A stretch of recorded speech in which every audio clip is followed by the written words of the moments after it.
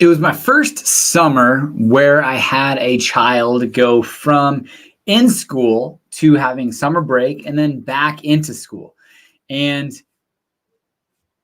pretty quiet. Now, I do have two boys that are not yet in kindergarten, so they're not yet in school. So they're home and running around, having a good time, all that good stuff. But my wild child, she is back in school, and I can just understand a little bit better how really when kids are out of school, it definitely your schedule is just completely different. When they're in school, they're basically there 8 to 3:30, 4 o'clock, and then they get home and have after school activities and things of that nature. But during the summer, it's just mayhem. And so we are getting back into that groove. It has been warm the last week or so. We just went to TCBY yesterday on a bike ride. Probably shouldn't have gone at the time that we went, just like the peak of the heat of the day, and the kids did amazing. And one of the things that we'll talk about today is actually kind of the paved trail system that I utilize all of the time with our 15-minute community that is a priority for the city of Fort Collins City Council. And it's the first time in 4 weeks, I think, that we've actually had a city council work session, which really provides a lot of good content and information for this live in Fort Collins, where we come to you once a week, talk to you guys about things that are happening, things that happen, city council review, things that you can do. But over the last few weeks, it's kind of like our show has been a little bit, kind of tightened up because we just didn't have a lot of information to talk about. And the last thing I want to do is ramble on. But speaking about rambling on, we'll jump right in, which is, let's see here, Fort Collins food trucks, the Waffle Lab. The Waffle Lab was one of these kind of success story food trucks that's been around Fort Collins for a long time. And then they opened up a shop off of Olive, kind of like really kind of a cool little corner right there of Olive and Mason. You got FedEx there. You've got Uno Mas Taco. You've got Daegi Korean Barbecue.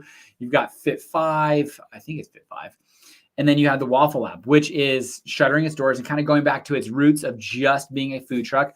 But in its place is coming the Burger Bar, or the Burger Lab, which is also owned by the same owner. And they're moving out of the Exchange and into that location off of Olive. I will say, I was in commercial real estate for a long time, and wrote a fair amount of leases. And one of the common factors or common topics of conversation was just how incredibly expensive it was to be a tenant at the Exchange. I mean, your base rents are top of the market, and then you have some extremely high triple nets because you have the operation of kind of that open park area, the bathrooms, security, all of these kind of different additional expenses, where it really makes it pretty difficult to run a successful business there. I've seen a lot of businesses kind of come and go. So I hope the Exchange, which is actually a really cool place in Fort Collins, which has kind of broken that barrier of Walnut on College. Old Town kind of is stopped there, but now with the Exchange there, Penrose, some cool business opportunities, cool businesses, I should say, there. It's expanded past that. So hopefully they can kind of figure that out. But the Burger Lab is going to be opening up, I believe, Labor Day weekend at Olive and Mason. We have been seeing a lot of rain lately. I've turned off our sprinkler system, and I wanted to show what our average precipitation is comparatively to historic, because last year, man, holy cow, we had two clients move in, one from Houston that was used to a significant amount of rain, and also one from St. Louis, which and they both moved in and both had their basements flood. And it was just a record year of precipitation in Fort Collins during that time. We're above average, and we still have got, and this was as of August 13th. We've had still rain since then.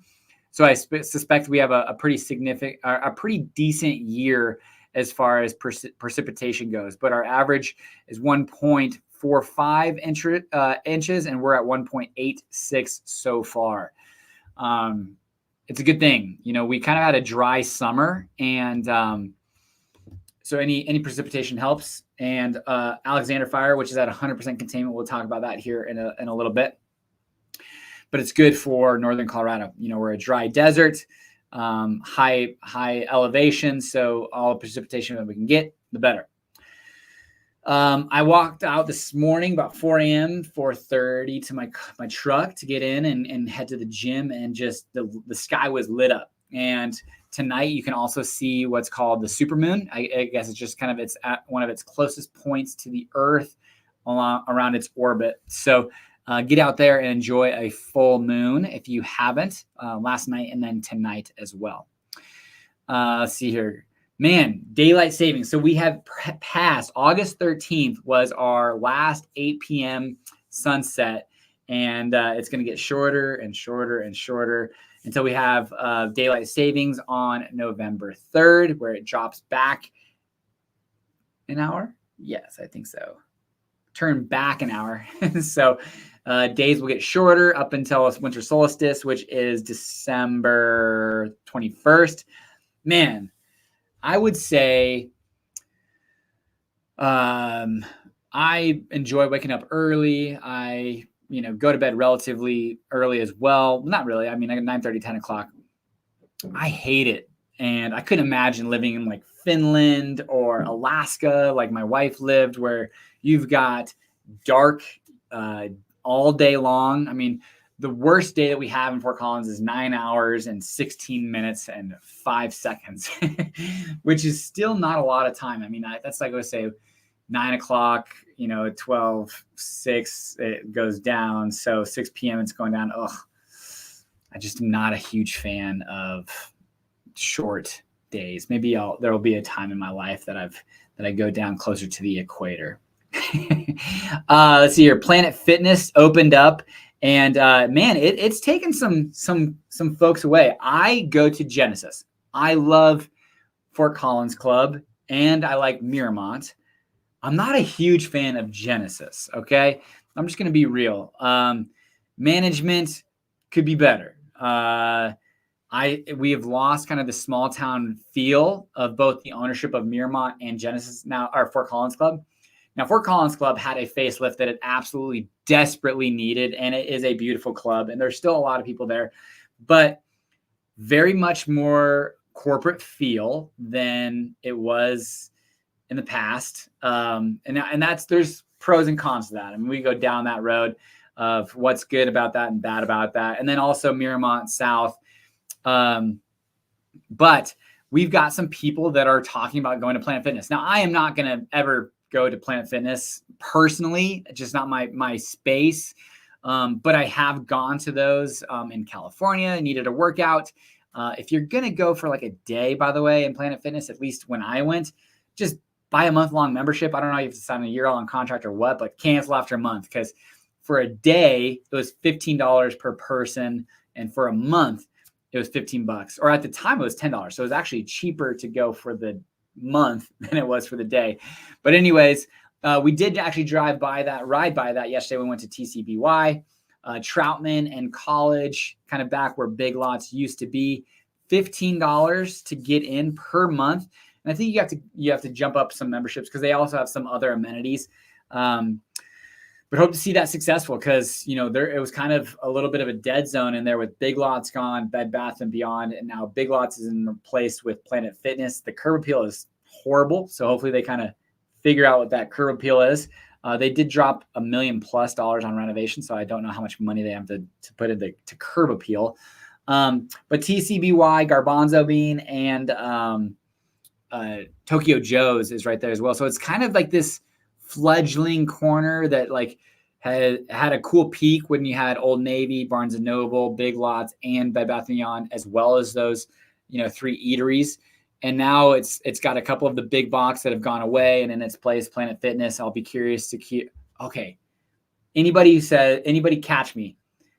My wife keeps on getting mad at me because I have a phrase. I'll be curious. And she gives me shit about it because she says, will you be curious in the future, or are you curious now? And so I think it's just kind of a filler phrase. So help me out. If you hear me say it, you're welcome to give me shit. But I'm curious what will go in Bed Bath & Beyond's place, and how that corner will move going forward from here. Let's see here. Sears Trossel, after 40 years, sold. I actually thought there was some relationship to Sears, Roebuck or whatever, the old big box store, but no, it was locals. There was a gentleman, Carl Trossel and Bob Sears, who started it. And if you're looking at doing woodworking in Fort Collins, which I am trying to get more and more involved with, one of the best spots in Fort Collins off of Riverside, and hopefully the new ownership just has nothing but success there. Right. So Alexander Fire, 100% containment. Let's see here. Final count, 27 homes were destroyed. 4 had minor damage and 21 outbuildings. So 52 total buildings were destroyed. For comparison, Cameron Peak had 231 homes destroyed. Let's see here. Larimer County will have a rebuild program to help with some of these costs, where a $1,000 reduction on the building permit fee for people who want to rebuild. And again, we are going to, as a team, do some sort of fundraising or drive to raise funds for whether it be a rebuild, National Forest Service. I'm not sure where we will make the biggest bang with our buck, but we definitely want to make a splash and help out in that here coming soon, because it was really pretty close to Fort Collins and Loveland. And so let's help pour back into our community. So I'm open to any ideas, suggestions. Feel free to comment, send me an email or text of ideas. Jumping into the city council work session. So there's 2 things that they discussed. The Plat River Power Authority, which is basically the power authority. And I'm going to share my screen on this because I think it's really pretty good visuals while I'm sharing my screen. But the 2024 Integrated Resource Plan. Okay, so let's look at who does the Plat River Power Authority service. They have 3 million megawatt hours to deliver, of which Fort Collins, Longmont, Loveland, and Estes Park. Fort Collins is by far their biggest user at 1.5 million megawatts per hour and 78,000 annual customers.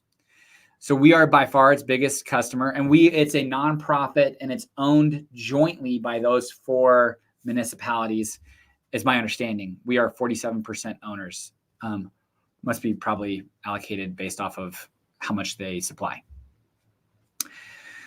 This is pretty cool. Renewables since 2018. So we went from, in 2018, just over 1 million megawatt hours supplied to currently closer to 1.5 million megawatt hours supplied, with projections of increasing pretty dramatically.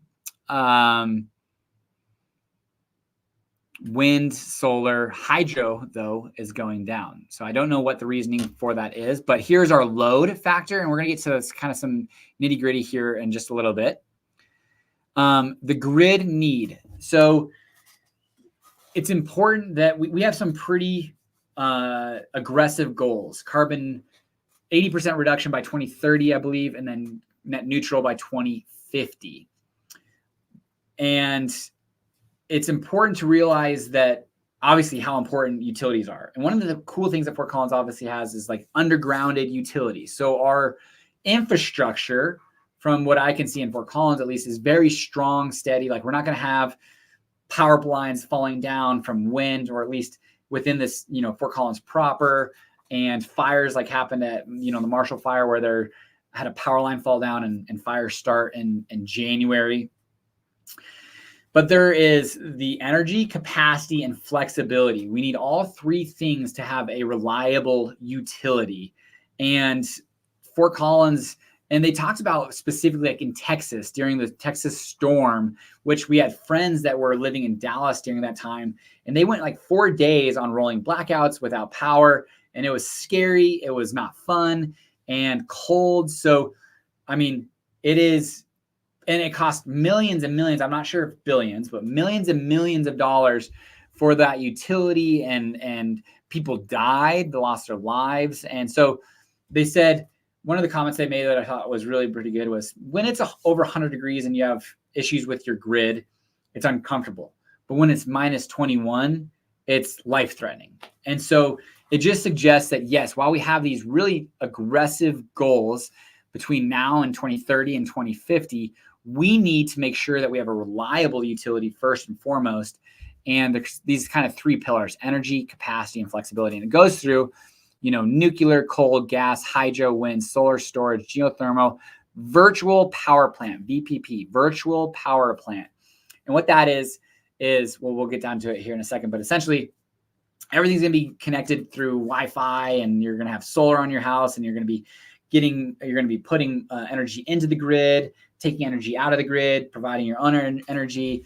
And all of these things need to be potentially connected and will be worked towards being connected through this huge integrated software system that suggests like, hey, like the city, and I'm like, oh man, this sounds kind of a little bit too intense, but maybe for the greater good it works out. But it was like the grid can choose whether you're going to charge your car right now, or maybe between like 2 a.m. to 4 a.m. And maybe your AC goes from 80 degree, like set at 72 degrees, set to 75 degrees to like offload the grid, but then allow it to be more reliable. But really what will be happening is that I believe like kind of a combination of these items until better technology comes out, maybe longer lasting battery storage, a 100-hour battery rather than 4-hour batteries. So there's lots of things that need to happen, but Fort Collins is definitely pushing its way towards better carbon emissions. One other thing that I thought was super interesting is that the way that they're calculating carbon emissions, the director, the CEO of the Plat River Power Authority actually believes that our carbon emissions are substantially less than what we're reporting. But because of the way that they are required to report, the numbers seem and feel inflated. But we're working towards these different power suppliers to help offset even further those carbon emissions. Here again, virtual power plant capacity. So customers are going to be feeding in and out of the virtual power plant in and into the system, and it's all going to read, interconnect. They are going to start working on potentially buying, I believe, a software like next year. But his suggestion was by 2040, he believes there'll be significant adoption, but it will take time, outreach, understanding, this lowering of fear, overcoming that barrier. Because I'm like, man, I don't like the idea of sitting in my house, watching my Ecobee thermostat, and then all of a sudden adjust from like 72 to 75. And I'm like,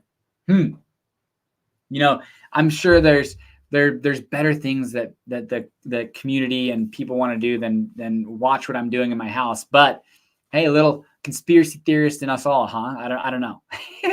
So there is these 5 different portfolios, and essentially what these portfolios are is like how we're going to do it. And I believe what they're wanting to do is this optimal new carbon footprint. $2.77 billion is the estimated cost of this, and the suggestion of how much tonnage that it's going to decrease by 2030 to 2035. And there's going to be solar, wind, 4-hour storage, which maybe will become 100-hour storage, thermal, distributed solar, distributed storage.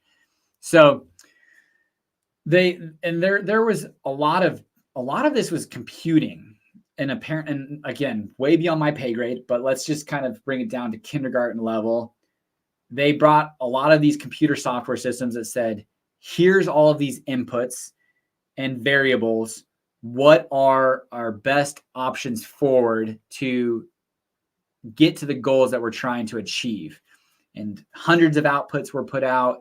5 portfolios came to be of serious contention. And of those, it looks like they're suggesting the optimal new carbon. Okay. So they're going to continue to work towards this. Lots of information is going to continue to come out. And, but the short of it is, Fort Collins is leading, maybe not leading, but Fort Collins is very much focused on net neutral carbon emissions by 2050, 80% reduction by 2030. This in tandem with the Prospect Energy that was just shut down with Fort Collins and Larimer County, and actually all within Colorado. I think there was a comment on the YouTube channel about our air quality. And yes, during times of fires, even when it's not here, like it was in Montana and Canada and California, and maybe the smoke finds its way here, isn't awesome. But I would say I'm very positive in what Fort Collins is trying to do. I was talking to a buddy today, and I was like, maybe it's one of those theories of, shoot for the moon and land on the stars type deal, because it seems like, per the CEO of the Plat River Power Authority, which he's very much grounded, I think, in his conversations and his outlook, he thinks we can get close to our goals, probably not achieve them, but get close to them, unless there are some new technologies that come out that really allow for us to accomplish these goals, which maybe there will. In addition to carbon emissions, traffic, and things of that nature, Fort Collins, we have two priorities: our 15-minute city, which we've got advancing a 15-minute city by igniting the neighborhood center. So essentially commercial centers, shopping, grocery, medical, parks, and then also advancing our 15-minute city by accelerating our shift to active modes. So what do they say? Walk or roll your way somewhere. And these are priorities of Fort Collins to get people off the roads. And there's lots of different plans that kind of interweave. Public transportation, Vision Zero, which is like zero fatalities or serious injuries on our roadways, active modes, climate action. I mean, lots of these integrated plans that are playing off of each other. So let's kind of jump into it. Here's a 15-minute city. So again, 15-minute walk, bike, or ride, basically, so it looks like 3 miles. Micromobility, 3 miles, or a 15-minute walk to transit, commercial, community, schools, parks, medical. And I would say, depending on how fast you ride your bike, there's a lot of different areas in Fort Collins that accomplishes that. But let's look at this. Our walking score. Okay, so here's downtown. Let me make sure everyone can see this. But yeah, I think everyone can see this. Downtown, Midtown. This is kind of southwest Fort Collins, so like where the new Krispy Kreme is. I mean, that should be like 100 as far as the score goes. Went there twice last week. It's open, by the way, August 13th. My kids don't like Krispy Kremes. Well, my son does. He ate 2. My daughter doesn't like Krispy Kremes. I mean, my wife doesn't like Krispy Kremes. I don't know. Here we go. Front Range Village over here. So we've got a lot of like walkable neighborhoods and areas that are around kind of these centers. And the goal is to have more neighborhood centers to where these scores will increase. And they're actually going to be working on a new scoring system in Fort Collins, what's called our GIS system. I don't know what GIS means. Geographic Integrated System. I don't know. That'd be my guess. But GIS, which is basically a mapping, like a real-time mapping system with overlays, pretty amazing. But the city of Fort Collins is working to kind of accommodate for our different ways of mobility for like our paved trail system and things of that nature. I was shocked to see that our next map, our biking score, really doesn't have a ton of neighborhoods. We have a lot of like fair neighborhoods and areas, but our only good biking area is downtown. And I was like, man, I guess, the Front Range Village, you'd have to ride through neighborhoods and get on roadways. So maybe it's not a great biking score. Along College Avenue, you've got basically the Mason Trail that I think could help there. I'm interested. I almost said it. I'll be curious, which I caught myself. I'm interested to see, once we kind of build a new scoring system that integrates some of our new trails and trail systems, what our biking score really looks like. So I'm excited to see what that looks like. Here, I wanted to show part of this plan is our paved trail system. So currently, we have about 45 miles of paved trails within Fort Collins proper. And I'm going to see if I can show this to you guys. I'm going to look it up while real time. So we're going to do this real time. Sorry.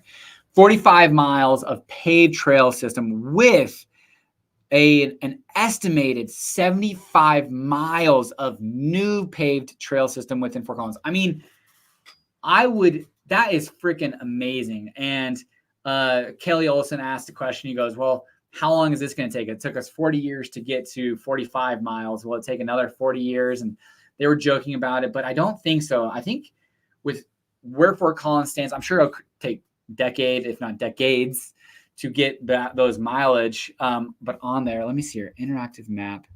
I'm going to not let you guys see my screen for 2 seconds. Interactive map.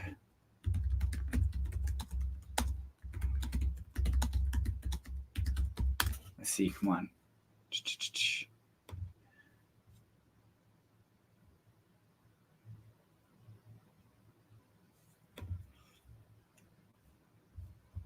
Okay, I know exactly where I need to go.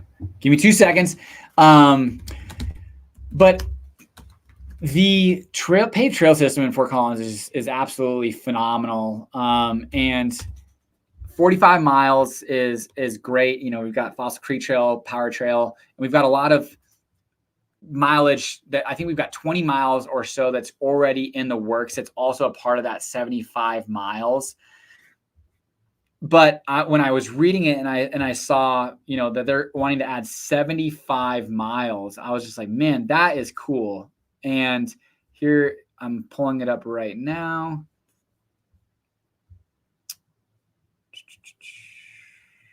There we go. Okay, I'm gonna share my screen. Oh wait. Present, stop screen, present, share screen. All right, cool. All right, look at this. Man, okay, so the dark red lines are our current paved trail system, which is pretty awesome. Okay, so we've got, you know, you got the Pooter Trail coming right here. Spring Creek Trail leads into the Fossil Creek Trail, right? Moving along here. Mason, let's see here. I think this is Mason Trail, actually. Mason Trail right here. Power Trail. And then you've got some other trails coming on here. But I mean, this one coming right here along Carpenter. This is along Carpenter Road, which is basically like to I-25 all the way to Coyote Ridge Natural Area. That would be an awesome trail. A lot of trails on the northeast side of Fort Collins. I mean, that's going to be a major. Like, we have tons of growth on the northeast side of Fort Collins. And here is the country club. We've had clients look in this area and like, man, there's just not a great way of getting downtown or around the area that's safe. Well, maybe you have to head out east just a little bit to get on the paved trail system. And then you can kind of cut over to the Pooter Trail system. But then along north, you know, Terry Lake Road, that's like Highway 1, kind of a dangerous area currently if you're riding on there because it's like 60 miles per hour, 50 miles per hour. So you do have a lot of trails on the northeast side of town. But then, like, you know, I'm like selfishly looking at, you know, my house right here, and it would connect me to the Power Trail, Fossil Creek Trail. It would get me along south. And then this is going to be the underpass at Harmony Road of the Power Trail. So anyways, when I was listening to the city council, I was most excited about, you know, 75 miles of new paved trail. We're already a platinum rated bike community. I would use these all the time. They're so safe and clean. And okay, enough of that. But moving right along, let me share my screen one more time. Stop screen share, present, share screen. Okay. Here was the strategy moving forward. So they want to increase housing capacity. So along kind of these commercial centers, high density areas, increase housing capacity, support mixed use neighborhoods. So like what's going on right now at King Soopers is a great example of, hey, once this King Soopers is built, and then the proposal for 200 some odd units above the ground level retail. So mixed use, I think it's great. It's right along the max transit line.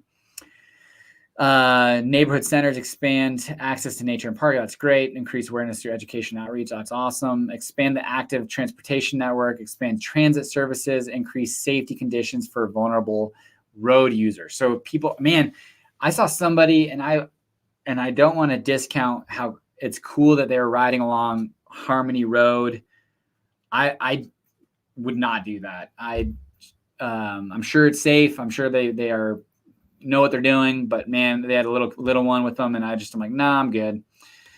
I will not be doing that with my kids. No matter, I'll be in a car, big car. Safety of my kids is of the utmost importance. Now I will take them on the trail system all day long. We jumped on the Fossil Creek Trail onto the Mason Trail and went to TCBY yesterday, and I can't wait to expand that more and more, especially when the McMurray Underpass happens. I mean, I can't wait. I'm thrilled, which starts construction in 2025. We've got the Siphon Overpass. I mean, just so many cool things happening. All right. Things to do this weekend. Let's see here. Live at CSU. There is a free concert starting at 6 p.m. Food trucks are going to be there. And let's see here. On-campus concert beginning with Patrick and the LVB on August 23rd. All righty. Let's see here. Loveland Farmers Market, August 25th at Fairgrounds Park. And then from there, we got also the one and only Tour de Fat. This is going on August 24th, this weekend. So make sure if you are doing that you've got your costume and bikes ready. Parade launches at 9:30. We'll travel along Mountain Avenue until 11:30 a.m. And then after, it's a full day deal. So don't think that you're stopping at 11:30. There'll be plenty of things to do after that. CSU is back in session. That's it for today. Don't see any questions, any comments, or anything like that. Appreciate you guys watching. And until next week, take care, guys. Bye. Oop.